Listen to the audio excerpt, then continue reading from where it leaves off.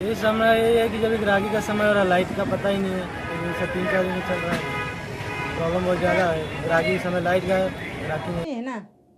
मतलब ऐसे लाइट नहीं तो अभ्यास नहीं होता बच्चों का, पानी नहीं मिल रहा है, तो और क्या टेंशन ही हो। कितना घंटा लाइट नहीं रहती?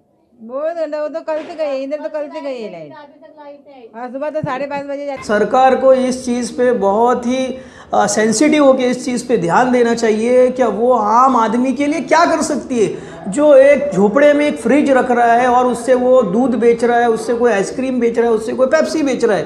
ये चीज़ सरकार ने सोचना चाहिए। हम जब सत्ता से निकले थे, कांग्रेस और राष्ट्रवादी कांग्रेस, तो जीरो लोड शेडिंग का महाराष्ट्र हमने बीजेपी शिवसेना के हाथ में दिया था।